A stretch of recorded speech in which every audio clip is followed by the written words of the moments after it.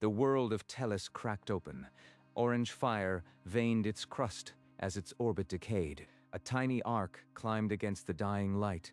Children sent into the black, their parents already gone. The distress signal screamed across the lane. It reached the outer patrols of 3 great empires. On the Zarn flagship, the navigation officer ran the numbers without excitement. The detour cost 17 hours. His recommendation: non-critical. The Empire's protocols did not account for dying minor species. The ship continued. The Second Empire measured the call against treaty obligations. There were none. The signal was deleted before the shift changed. The Third Empire debated briefly. Then the Commodore spoke: regrettable, but not our problem. The fleet accelerated. The distress signal kept broadcasting. Hour after hour, the repeating cycle. A world's death rattle, and no answer. In the cold calculations of Empire, the math was simple. A rescue was not worth the fuel. So they sailed on, and the children's ark drifted, its power bleeding out as the planet below began its final burn into nothing. 100 light-years away, the human survey ship Wayfarer picked up the fading cry. Captain, it's a weak distress beacon from a system off our course. Not on our survey profile. Put it on speakers. Let me hear it. The bridge filled with a child's voice, looping in a language the translator struggled to parse. That's a lifeboat, a children's ark. How far, Zane? 4 hours at maximum burn. Captain, we're a survey vessel. There's no protocol for rescue. Protocol didn't stop those Empire ships from sailing past. We're not them. Bring us about. Full burn. She's going to burn fuel we don't have. This could kill us all. The Wayfarer banked hard, golden engines igniting a trail of defiance across the starfield. Behind it, the cold, calculating fleet shrank to distant points of light, and then nothing. The Wayfarer dropped into the system's inner dark, the dying world swelling to fill the view screen. There. That dim echo. The beacon's coming from something in low orbit. Confirmed. It's a small craft, tumbling. No power signature, decaying orbit. It'll burn up in 90 minutes. That's the ark, the children's ark. Can we match its trajectory? We can, but Captain, it's tumbling end over end. A hard dock could tear us apart. The risk is... I know the risk. We didn't come all this way to watch them fall. Prepare the rescue arm. She's not going to back down. None of us are. The Wayfarer closed, its hull groaning under the strain of the approach, the ark's ghostly form, growing in the bay lights. Steady. Ease us in. This has to be perfect. The rescue arm extended, its mechanical fingers opening toward the ark, a fragile hope in the shadow of a dying world. The rescue arm closed with a shudder that ran through the entire ship, metal ground against metal, as the clamps bit into the ark's hull. Contact. Docking clamps engaging. Stabilizing. Now. The Wayfarer groaned, its frame absorbing the strain. For a long second, the hull integrity alerts screamed and then fell silent. Status. Zane. Are we secure? Collar sealed. Atmosphere equalized. Captain, we're locked on. The cargo bay doors opened onto a silent cathedral of stasis pods, each one holding a small, still form. So many. Their parents put them in these pods and sent them into the dark, hoping. What a terrible hope. They're all children, barely more than babies. We got them. That's all that matters. The Wayfarer pulled away from the dying world, its cargo bay, carrying the last of Tellus into a future no empire had bothered to imagine. Aboard the Wayfarer, the celebration was brief. The extra mass of the ark pushed the engines past their safe limits. Captain, we have a problem. Fuel consumption is 20% above max. We'll run dry before we reach the jump point. Options. We could jettison the ark section. It's dead weight. Without it, we might make it. Those aren't options, Zane. They're children. Shut down everything else. We'll crawl if we have to. She went to her console and opened the personal log, the words coming before she could second-guess them. It wasn't worth it by any math we had. We turned around anyway. That's the whole point. She's right, and she's risking all of us. But I wouldn't want it any other way. Zane powered down the science decks, the lights dimming across the ship. As every watt went to the engines, the Wayfarer limped starward, a ship running on hope more than fuel, carrying a cargo that no calculation could value. The jump point shimmered ahead, a trembling sliver in the dark. Zane fed the last of the reserves into the drive. Here goes nothing. Engaging hyperspace window. The Wayfarer screamed into the wound in space, bulkheads rattling as every alarm fought to be heard. Hold together. Just a little longer. The ship fell out into the blue-white light of human space. Kepler 7 station a peaceful ring ahead. Kepler Station, this is survey vessel Wayfarer. Request emergency docking. We have medical evacuees aboard. The medics moved through the cargo bay like a wave, each pod lifted gently, monitored, blessed with human voices. Captain, look, that one. A small Talisi child's eyes flickered open for half a second. The first light they had seen that wasn't fire. We did it. They're home. The review board cleared Captain Harris of any wrongdoing, noting only that her actions had saved 317 lives. 317.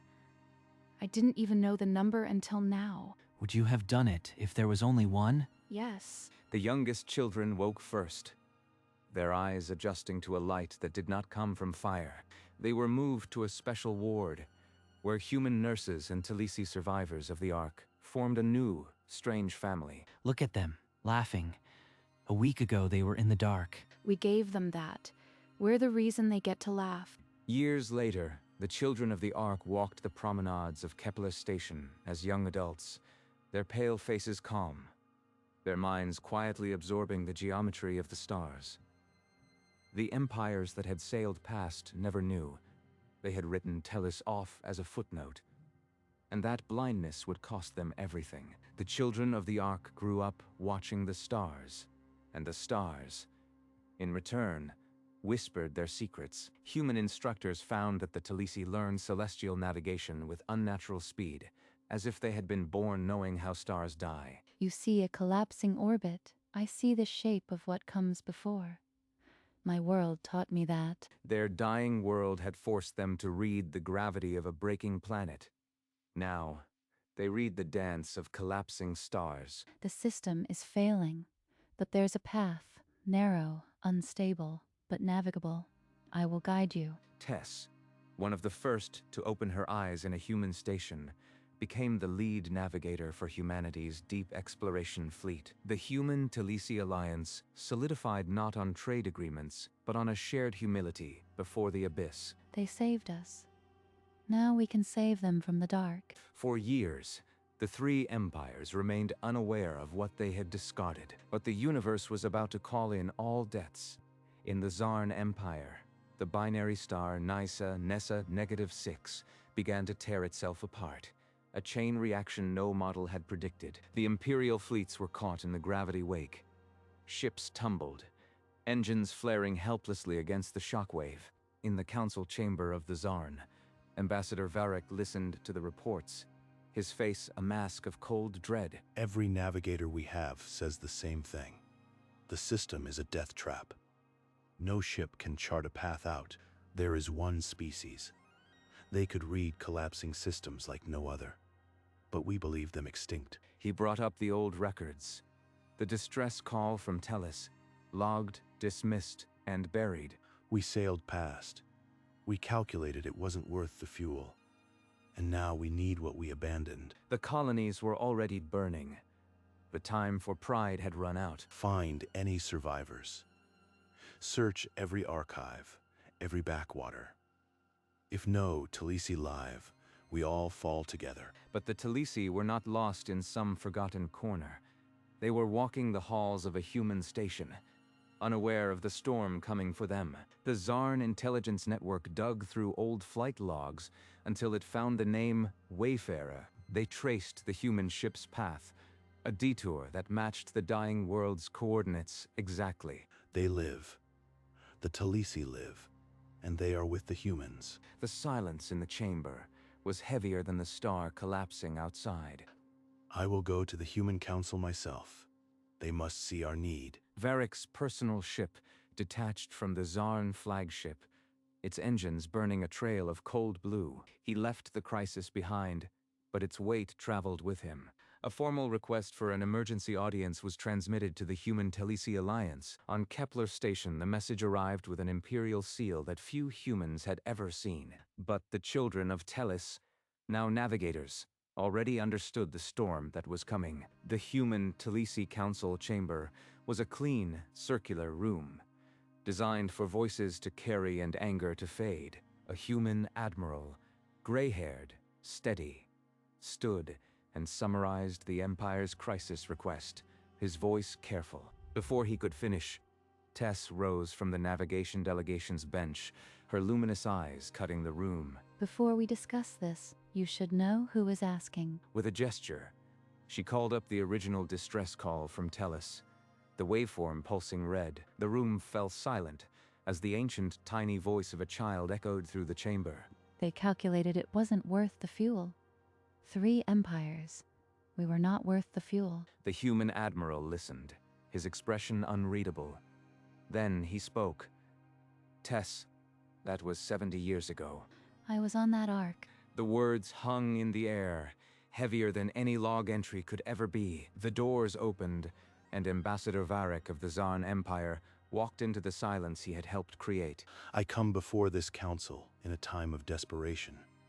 The Zarn Empire, and the other 2, request the aid of the Telesi. You, who ignored our world's death scream. You, who calculated it wasn't worth the fuel. Why should we listen to you now? We are prepared to offer resources, technology, territory, whatever your people require. Name your price. Tess did not blink. The empires thought they could buy what they had once thrown away. We understand our past actions were regrettable, but millions of lives hang in the balance. Please. Regrettable. You still haven't said the one thing that matters. What would you have me say? She looked at him, and for a moment the decades fell away, leaving only the child who had watched her world burn. The human admiral watched, his expression unreadable. The council chamber held its breath. Say it. Say you were wrong. Say our lives mattered. The Empire does not apologize for calculations. We did what was expedient. Through the hololinks, the other 2 empires echoed the refusal. Unacceptable. They would not be shamed by a minor species. Then this council is done. She turned her back on the empires, as they had once turned their backs on her dying world. Admiral, you must intervene. She is condemning millions out of pride. The human admiral remained silent, his eyes steady on Tess's back, his allegiance unspoken but clear. They haven't learned. They still see us as a resource to be traded. The council chamber emptied of imperial hope, leaving only the scent of burned bridges and the echo of a child's plea. And in the Zarn Empire, the stars kept falling, and the fires grew closer. Varric caught up with Tess outside the council doors, his composure finally cracking. In 3 days, the colony world Veros will be gone. 10 million sentients. Tess stopped. For half a heartbeat, a child on a dying ark looked out from her eyes. Would you let them die for the words of old politicians? For pride? I am not letting them die. Your empires are. She stood straight, but her hands quivered at her sides, the only crack in her armor. You are not them. I see it. Please. There must be something. My world was not worth their fuel. Now they beg me to be worth my mercy. The silence stretched. Somewhere, a star kept dying, and 10 million lives ticked away. She did not answer. She simply walked away, leaving the Empire's fate suspended in the void. A priority message from the Zarn homeworld flashed on Varric's wrist console, an image of a burning school. We calculated wrong. Please. We were wrong. Tess stared down at the kneeling ambassador, her expression unreadable as stone. Through the hololinks, the other empires transmitted their final word. He speaks alone. We do not beg. Stand up. I will not help those who refuse to admit. But I remember a captain who turned around for no reason. Captain Harris's words. It wasn't worth it by any math we had. Varric rose, his eyes searching her face for the mercy he had once denied. The other two empires' holos flickered and died, their silence a final refusal to bend. Tess did not move. The fate of the Zarn Empire now hung on a decision she had still not fully spoken, and somewhere, 10 million lives counted down to a deadline that only one person in the galaxy could meet. Captain Harris once said, it wasn't worth it by any math. She turned anyway. That is the only math I care about. And the others? They still calculate. Let them calculate alone. She transmitted the safe route solution to the fleet commander waiting in high orbit. The data stream, a lifeline of light. The human fleet responded instantly, jumping into the dark with golden engines blazing a path toward the dying star. Varric watched the last of the human ships vanish, his face a mosaic of relief and a shame he would carry forever. One turn. That was all it took to change everything. The other two empires' legates had already departed, their ships vanishing into the cold, leaving their peoples to the fire. Only Zar stood at humanity's side, because only Zar had learned to kneel, and somewhere, the dying star Nissa -6 cast its final light over a world about to be saved. The human fleet threaded into the Nissa -6 system, Tess's navigation data carving a narrow path through fire. Steady. The corridor is shifting. Adjust course 0.03 starward.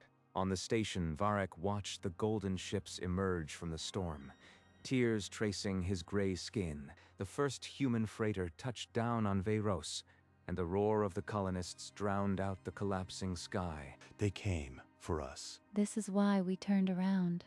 Because someone did for us. Ship after ship threaded the safe lane, carrying 10 million souls from a world that was already dying. The star went nova as promised.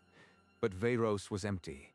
Ash and memories where cities had been. The human Talisi alliance had done what empires could not, turned a calculation into salvation. But in the dark, the other empires watched, their worlds burning, their pride still unbroken. The first defiant empire watched its grand fleet shatter against the gravity storms, ships spinning into the dark, with no one to catch them. The second empire's capital world burned for 11 days.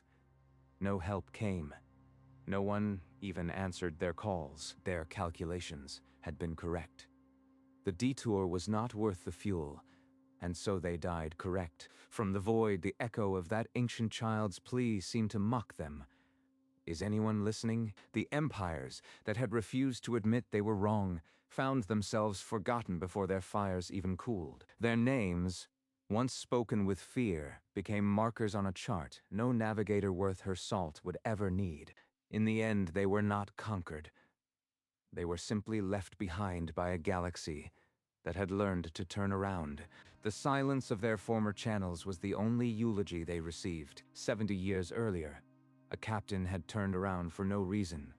Now, empires fell because they couldn't. The universe remembered. Ambassador Varric signed the Treaty of Friendship and Mutual Aid with a hand that still trembled from the memory of kneeling. We remember. We will always remember who turned. The human Talisi fleet began mapping safe trade lanes through unstable space, routes that had eluded galactic commerce for centuries. Talisi navigation became the cornerstone of a new era, their unique insight into dying systems steering ships where empires had failed. From the void, the two fallen empires petitioned for entry to the Alliance, their messages desperate but still lacking the words that mattered. The answer from the Alliance Council was simple. Admission requires acknowledgement. They could not. Their pride had become their prison. The galaxies moved on without them. Humanity's wasted detour became the richest investment in its history, buying an ally no fortune could have purchased. And Tess, the child who had opened her eyes to a human light, became the symbol of everything cold calculation could not measure. The empire that calculated correctly stood alone in the dark, while the ships that turned around sailed into a golden age. On 100 worlds, the same words were carved in stone and light. It wasn't worth it by any math. We turned around. The Wayfarer's image, a golden ship banking hard, became the symbol of humanity's greatest choice. In classrooms across the galaxy, children of every species learned the story of the ship that turned around. The two fallen empires were reduced to footnotes, their names rarely spoken, their star charts growing obsolete. They had built their greatness on a calculation that left no room for mercy. And so the galaxy left no room for them. The empires that calculated correctly are the ones who end up alone. History did not remember their names. It remembered a captain who turned around, and the children of Tellus, who had once been not worth the fuel, became the pilots of a new age. Their gift, born of a dying world, would steer ships through the darkest storms for millennia. A single turn, for no reason, had rewritten the stars. Years after the last fires of Tellus cooled, an old woman in a faded blue uniform stood before the Wayfarer Memorial. You didn't have to come back, but you did. It was never about the math, Tess. It was about the people. They embraced the rescued and the rescuer as the monument's light washed over them both. The camera pulled back, revealing the sprawling capital of the Alliance, a city of glass and green teeming with life. Then further, past the orbit of the thriving world, out into the dark where two dead empires sat cold and silent. Their worlds were empty, their names fading from memory, their pride a monument to nothing. And beyond them, the Wayfarer's golden trail, eternal, pointing toward a future that calculation could never chart. A single turn, a single choice. How it echoed through the centuries. The empires that calculated correctly were alone. The ship that turned around had all the stars. And so the galaxy learned, mercy is not a deviation from intelligence. It is the highest form of it. The empires that measured everything and valued nothing found the universe measured them back. One turn, one choice, one ship that turned around. That's the whole point. Not the math, not the fuel, the turn. And in the end, that turn became the foundation of an age. The cold calculators were left to the cold. But the ship that turned around found warmth and life and a future among the stars. For every empire that ever built walls, there is a captain who chose to turn around. And that choice, that one impossible turn, is the reason we are still here.